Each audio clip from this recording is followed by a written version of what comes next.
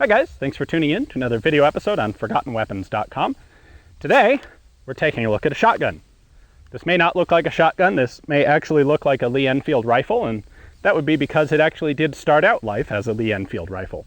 This was made in India in 1927 as a #1 Mark III short Lee-Enfield magazine rifle, and then in 1948 it was actually converted into a single-shot .410 shotgun. Kind of cool. We thought it was interesting, so we grabbed one, brought it out here to do a video on. If we look, there are a few distinctive features that really clue you in that it is a .410 conversion. First off, the magazine has been taken out and the magazine well has been replaced with a block of wood as a plug. Then if we look up close here inside the action, we can see that there is a single shell floor plate, basically, that's been permanently put in the gun. So it's a single shot only gun. There's no magazine, that's not spring loaded, it just sits there and holds around. Now, if we look at the original markings on the gun, you can see right here on the right hand side of the stock socket, where Lee-Enfields are normally marked, this is marked GRI, that's Georgius Rex I, so King George, made in Ishapore, 1927, and it's a short Lee-Enfield Mark III. So that's original manufacture when the gun was a .303 10-round magazine rifle. Then on the opposite side, down here, when it was converted, it was remarked again on the left side, .410 RFI 1948. So these guns, conversions like this, were actually being made from the mid-1920s all the way into the 1950s, although 1948 seems to be by far the most common date that you'll encounter in the United States. Couple other interesting little bits on here. If we look at the rear sight, there's a rivet that's been slapped right through the range adjuster. That's in there so you can no longer move the range slider. Of course, it's a .410 shotgun. It's not like you're going to be shooting at 2,000 yards. So they just pinned it so that it's idiot-proof. If we look at the muzzle, you can see that the muzzle is larger than normal. That's, of course, been bored out to .410, and it's smooth bore. It does retain the plug and the lug for a bayonet, so this will take a standard bayonet. Now, the reason that these guns were converted like this was to arm police units, jail guards, people who needed weapons, but not necessarily repeating rifles. So this would be a good gun for riot police, or at least they decided it would be. They had a buckshot load, and they also had a single round, not really a slug, it's a single round ball load that they used.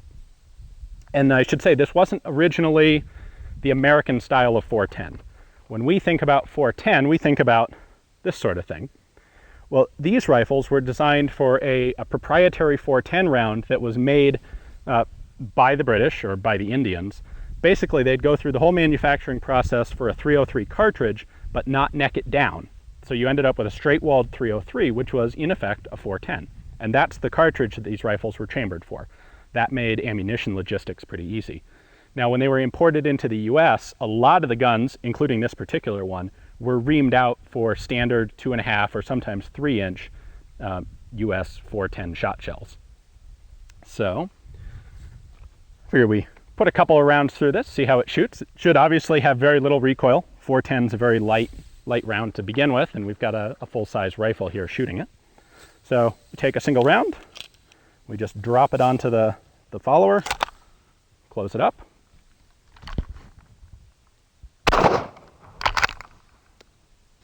Pull it out, find another round.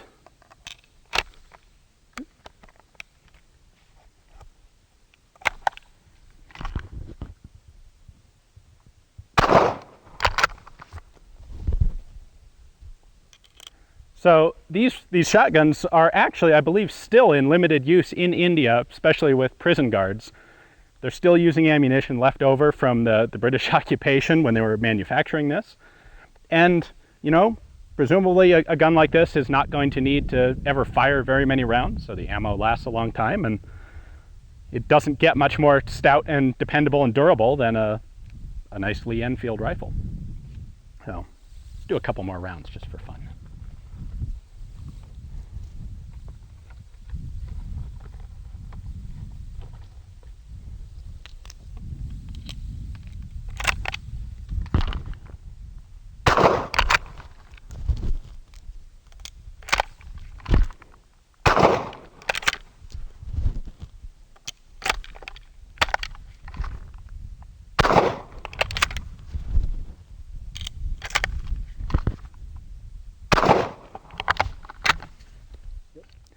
All right, so we took a look at this whole setup and we figured this really calls for team operations, so you don't have to pull the gun off your shoulder to reload.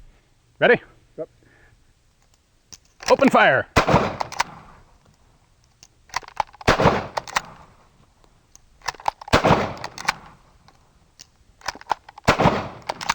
We don't know if the Indian police actually use this method, but it seems to work. Preserved weapon.